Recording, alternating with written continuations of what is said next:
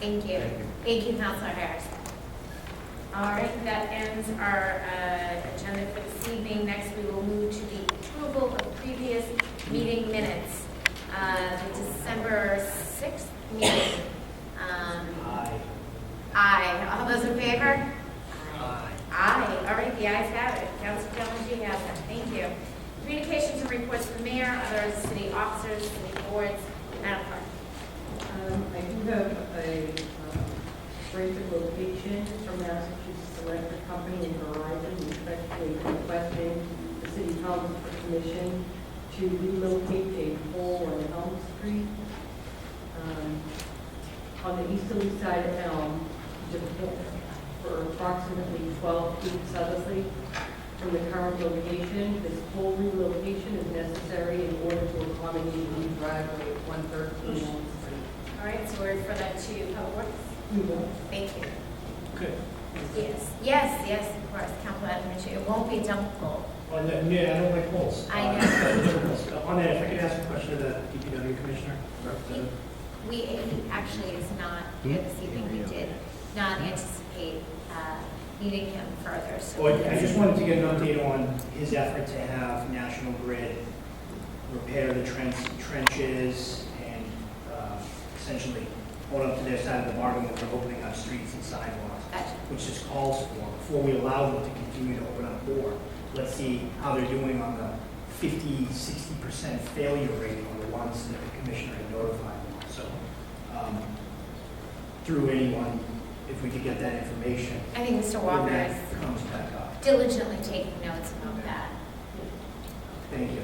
Yes, of course. No, good, thank you. Next we will have unfinished business from the preceding meeting. Okay. Reports of committees, finance, Councilor Crowell. Thank you, Madam Chairwoman. Before I get into it, I was just trying to figure out with the clerk that poll Yes. we were just speaking about is actually impeding something going on in Ward 2. So I know that there's a sense of urgency to move it forward, right? So I don't know, I guess sequentially, if we're talking about scheduling a public works meeting, but I also know the public works chair is not here, so I'm trying to figure that out mechanically. But it is causing an issue. I mean, the next meeting is January 3rd. Yeah, that's correct, yeah. So I don't know how it aims for that one. Speak to him and Yeah. schedule a meeting to advertise it before the January 3rd, like after January 3rd. Yeah, that could, I mean, this thing kind of, yeah, it's a long story, I won't go into the details, but it's really been chasing this around, so. Anyways, getting back to finance, talking about Council Order 2016-202, which, last meeting, the body had referred this to committee, for advertising. This was surrounding the idea of amending the council order, which moved forward the appropriation for the Sterling Middle School, coinciding also with Council Order 2016-279, which was amending all the prior loan orders and loan authorizations. So I don't know if Solicitor Timmons is here this evening.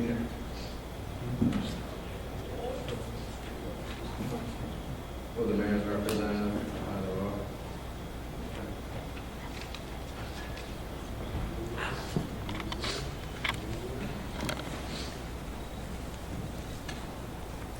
Hi, good evening, Council. How are you today? Hopefully I did the recap justice, but my assumption was there was a technical. Mic down so I could hear you. I'm sorry. I don't know if this one's on. It's on, Is it on? it's on. Okay. It does not sound on, I agree, but it is. Can you hear me now? Thank you. Okay. I don't know if I did that introduction justice as to why these two orders were referred to committee at the last meeting, but if you'd like, you can give a brief explanation. I know it was a technical change in the language, but I'll leave that explanation to you if you like. Under the Municipal Modernization Act, they included a provision that provides that the premium that's paid whenever a bond is issued can now be used by the municipality relative to the particular project. Previously, the premium would go into the general fund and be reappropriated. But now the money can be used for the particular project, either to pay down the existing bond, like in the example of Sterling, we're getting reimbursement from the MSBA as we go along. So it's a way for us to minimize our interest expense. The fact of the matter is, with respect to any bond, this is just a savings or potential savings for the municipality.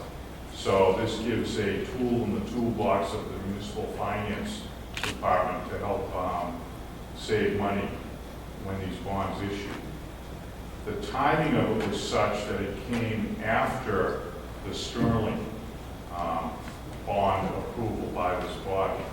So what happened was, when that was called to the attention of our bond council and they conducted their review, we submitted one order clarifying, or I should say applying, the amended Municipal Modernization Act provisions to the Sterling bond, and then we submitted a second order so that the provisions of the act would apply to any bonds that are now outstanding, already voted by the bond. So it's prophylactic in nature. And I'm not sure if I did any more justice than you did, but that's my earnest attempt at doing so. Is that a state statute, or where does that come from? Yes, it's a special act. Special. It's that municipal, they call it Municipal Relief Act.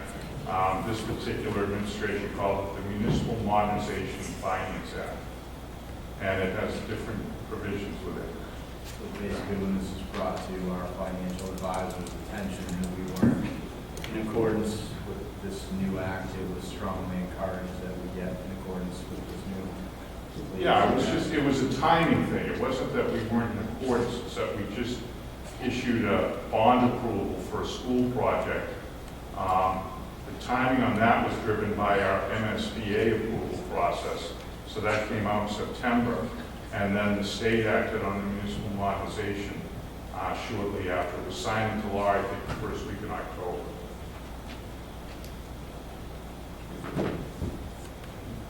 Thank So you. we're just cleaning up paperwork at the recommendation of bond council. The reason it was pending in committee, just as a point of reference, was to advertise. So, here we are. Move approval.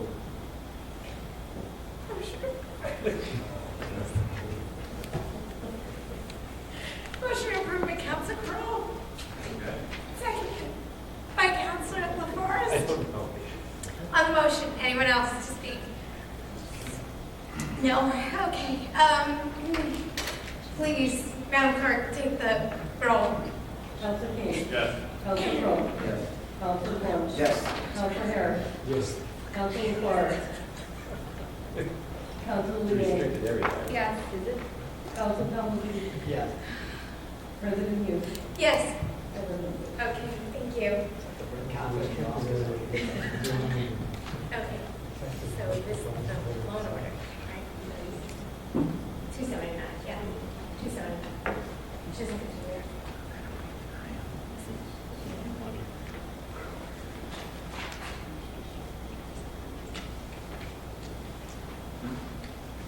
All right, next item, Council Roll. Next item is, it's just a follow from the conversation that we just had with the solicitor. The order was 2016-279. The sequence is brought to me, so move approval. Okay, motion approved by Council Crowell, seconded by Council LaForest. On the motion, Madam Clerk. Council King. Yes. Council Crowe. Yes. Council Vaughn. Yes. Council Harris. Yes. Council LaForest. Yes. Council Leeang. Yes. Council Calhoun. Yes. President Hughes. Yes. 18.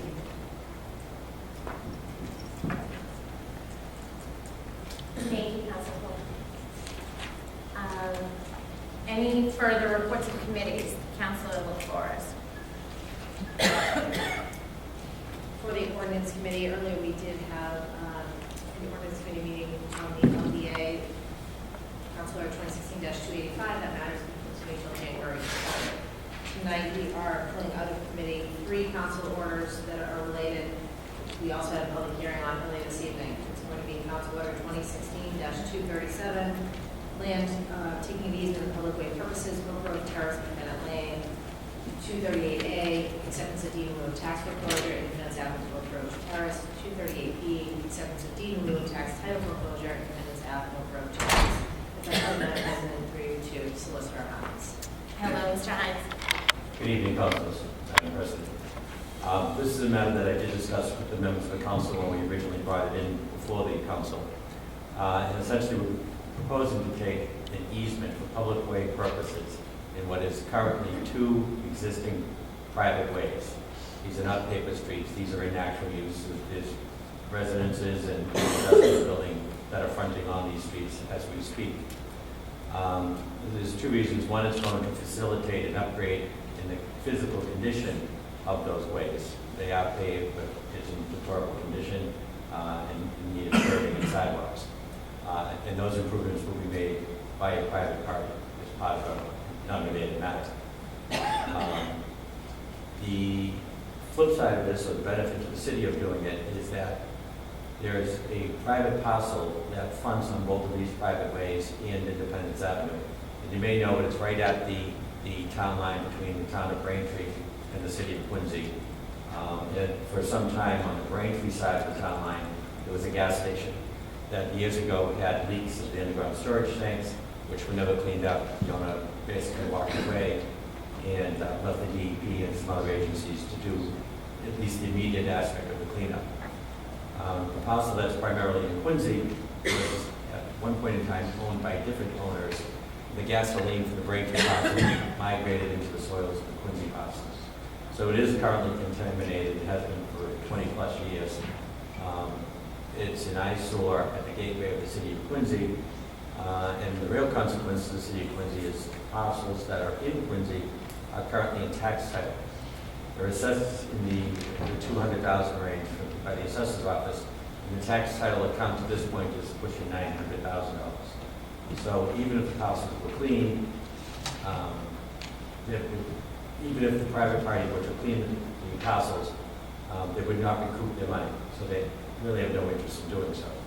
So part of the deal in creating the ability to improve these roads and make the private ways become public ways is that the now owner of the Quincy parcel, with the gasoline migrated, has agreed to clean up the land, to remove the impact of the soils in accordance with both state and federal law and environmental laws, and then deed to the city of Quincy in lieu of foreclosure of our tax title account the lands. So it's anticipated that Quincy would, without further legal costs for the land court, receive title to this land after it has been cleaned. And you can see by the proposed order, the condition of accepting the deed is in fact the current owner to do the cleanup in accordance with law. So what we're requesting is, one, that the council do authorize and affirm the ability to do the taking by eminent domain of an easement for public way purposes in Oak Grove Terrace and an easement for public way purposes in Bennett Lane. And also, the parcels that are impacted are detailed in the order, and there are plans that have been submitted to the council that show those impacted parcels. And it's important to note that the area of the parcels that are being taken are not currently part of the abutting lots. This is solely the land under the current private streets. The other aspect of the council order is laying out the proposed public way over the private ways.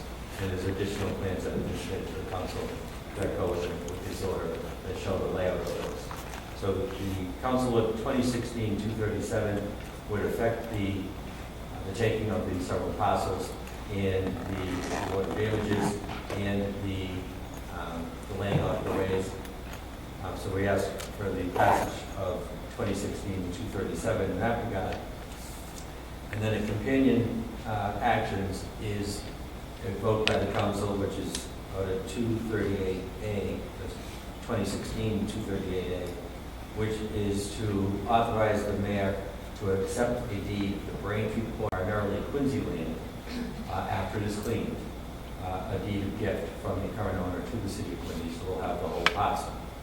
And then 238B in 2016-238B authorizes the mayor to accept under Massachusetts law, Chapter 60, Section 77C, what's called the deed in lieu of foreclosure.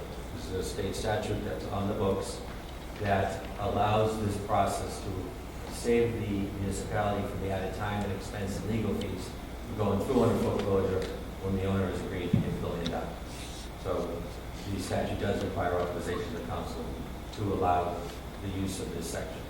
So that's the three companion orders before you at this time. Thank you, Mr. Hines. Yes, Councilor Forrest. Thank you, Madam President. Through you to Solicitor Hines, I just want to clarify, you had referenced eminent domain as to how procedurally this would go. I just think sometimes, I just want to clarify more so for our at-home viewers. A lot of times eminent domain gives the impression that the city came and took this land, but this has been a process that you, the administration has been involved with the landowner in working in partnership with. This is not, we just came in and took over this land for public use. I just want to make sure everyone understands procedurally how it came to be. So if you could just This clarify has been a that. long public process. Friendly, more of the friendly taking than, even though eminent domain is the terminology. Correct, and you're mostly correct, and I just want to be completely candid for the council. Under the derelict fee statute, which was enacted in the early 1970s to just settle title to who owns the land under private ways, because it was always in kind of flux, that statute provides that the abutters on either side, in most cases, own to the center line.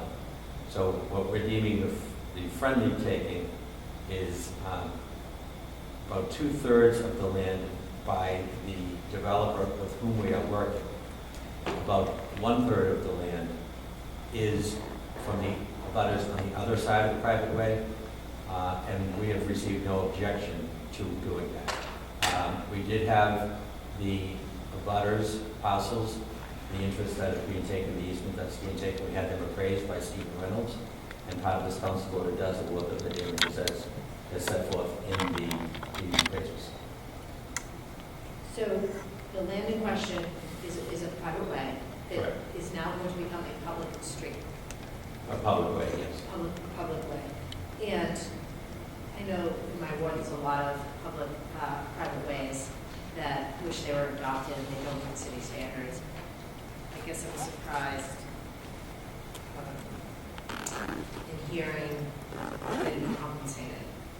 Okay, there's actually a little dichotomy there. The city ordinances require that a street or a way be built to the city standards if we're going to accept it.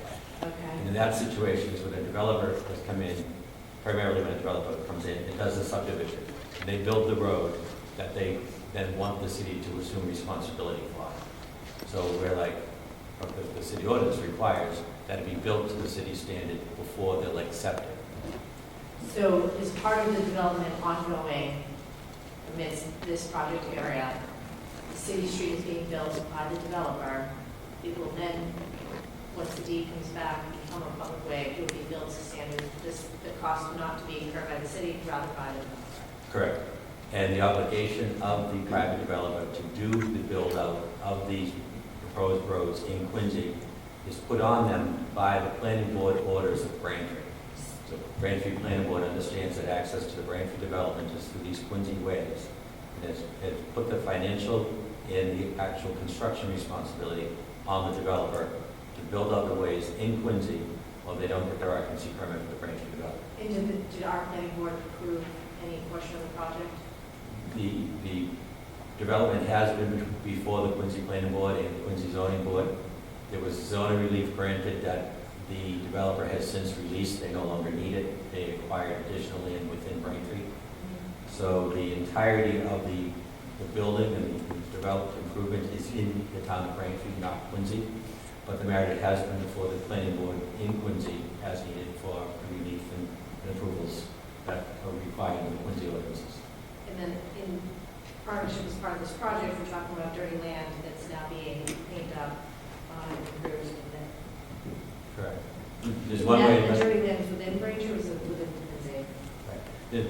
You know, to be clear, Quincy's going to take the hit on the tax sale account. We're not going to see that 800,000, but we're never going to see that. We're either going to have to foreclose on a dirty parcel and lose our 800,000, And then be or we're going to accept a deed of a responsible clean to parcel clean it. that would then be sold to the developer, you know, whatever purposes, put back in the tax roll.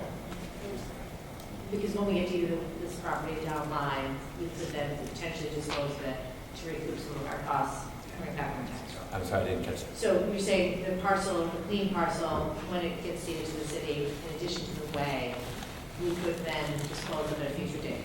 Correct. If so determined. Correct. Then we'll have outright ownership and we can dispose of it or develop it however we see fit. It goes on the tax roll. Okay, so, Madam President, I want to make a motion to approve these in order, starting with Council Order 2016-237. Okay, a motion to approve 2016-237 from Councilor Forrest, seconded by Councilor Harris. On the motion, Madam Clerk. Council King. Yes. Council Crowe. Yes. Council DeBon. Yes. Council Harris. Yes. Council Forrest. Yes. Council Leeang. Yes. Council Calhoun. President Hughes. Yes. Thank you.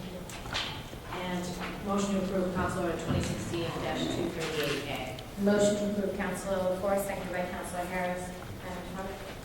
Council King. Yes. Council Crowe. Yes. Council DeBon. Yes.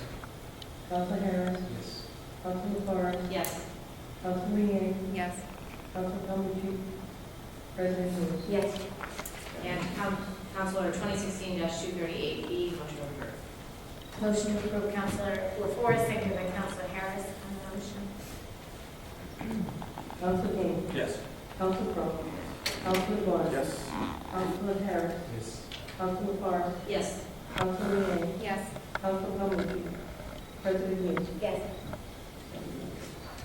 Thank you, All Councilors. right, thank you. And may I just say quickly that if you need quality control agents on that earlier ordinance change, I'm willing to serve. Thank you. Also, in the ordinance committee, we have two traffics this evening. These traffics were advertised on December 8th, Quincy Sun. In Ward 5, Council Order 2016-281 to remove a handicap parking at 92 Old Colony Ave and with a positive recommendation. Positive recommendation, Councilor Forrest, seconded by Councilor Liang. On the motion, Madam Clerk. Council King. Yes. Council Crowe. Yes. Council DeBon. Yes. Council Harris. Yes. Council Forrest. Yes. Council Leeang. Yes. Council Calhoun. Yes. President Hughes. Yes. 8 members.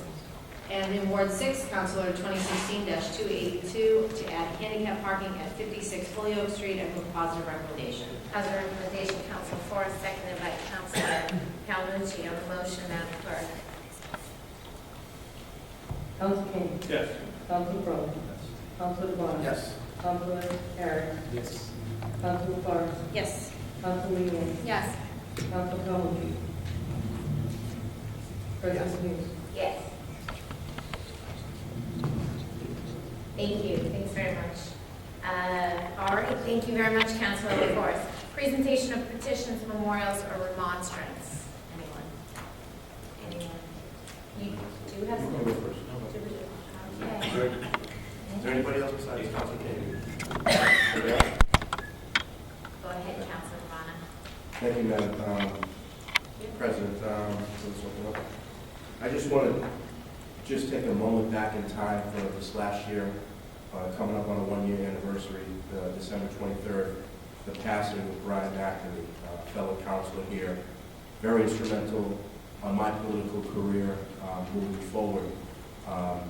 Last year, this time, getting this call, was supposed to go see him at his house before I was going to get on the council to talk to him about the festivities around this council. And I used to, Councilor Kane sits in his seat, and I used to look forward to putting on the TV set and hearing all different types of stuff that was going through here. And it was quite entertaining. I want to thank the administration, Mayor Cope, as well as the Parks Department on a beautiful flagpole over at Teal Field in his dedication this past month. It was really, really touching. I went to the ceremony. And Sheriff Michael Bellotti had a great ceremony speech for him, as well as everybody that was involved in that day. So just to think back a little bit on last year this time, very touching moment. I personally say that he was not only a fellow elected official, as I was on the school committee, but he was also a friend of mine. And I took a lot of advice from him, good, bad, or indifferent. And there was no middle term with him. You either really loved this guy or you really hated him. And I'll tell you, he was quite a character up here. And I just want to keep him in your thoughts over these holidays. He died on December 23rd. That's this Friday. And I still think about him a lot. I sit up here in this council and I say, what would he be thinking looking down here right now with what's going on in this city? And the quotes that he would say are just priceless, I guess I could say. But if you could, your remembrance of him this Friday, December 23rd. Thank you, Madam Chair. Thank you very much, Councilor DeBona, and we certainly all remember Councilor McMay and think about him at this time. So thank you. Councilor King. Thanks, Madam President. I just want to recognize it's not someone from Quincy, but someone from Quincy was affected. Our colleagues on the school committee, Kathy Hubley, and her husband Walter lost his brother-in-law. His name was Wayne Nickel. And Wayne was a resident of Leominster who was the Ward 2 representative on the city council for 25 years. I don't know who holds that record here, but that is a very long time. So obviously he was involved in everything in the community, from his congregational church, where he was a former deacon and moderator. He was a former auxiliary member of the fire department. He served as a training lieutenant. He was an honorary fighter and honorary member of Post 4 Association. In Walter's words, he was, though, more importantly, a great father. You knew this when you got to know his kids. He was a great grandfather. You could tell by the look of his grandchildren's faces when he was with them. Walter said that he was the best storyteller he's ever known, and remarkable that he was a 25-year public servant in Leominster. Certainly a role model for Walter, and I know that they've been affected by his loss. So on behalf of the City Council, our heart goes out to them. Of course, thank you. Thank you, Councilor King. Anyone else? Petitions, memorial, remonstrance. Okay, motions, orders, resolutions. Scheduling of committee meetings and public hearings. So our next council meeting will be January 3rd, and then actually I think we met switching the second meeting, so to be determined. More information on that. Councilor LaForest. Thank you. I have a few to schedule for the ordinance committee. We have the continuation of LDA for Chestnut Place on January 3rd. We brought into committee tonight the LDA, the LDC group. We're looking to put that January 17th at 6:30, if pending. And let's put that as tentative, and then if the date changes. It might change. I think it actually probably will to the 23rd. That's still. Okay. I think we will be changing that meeting date to the 23rd.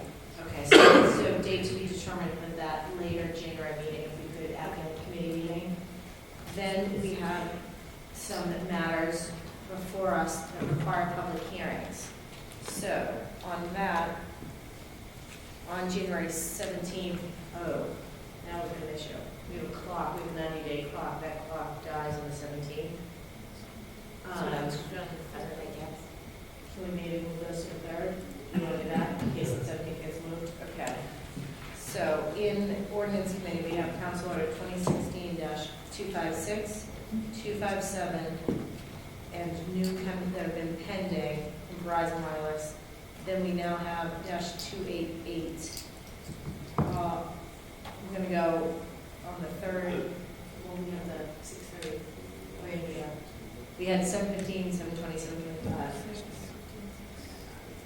Do them prior to the committee meeting, just do them early, 6:15, 6:20, 6:25 on January 3rd. Okay. Yeah, let's make sure we're not actually very well on 288. I don't have, what's the newest? Is the newest one Verizon as well? The one that came in tonight.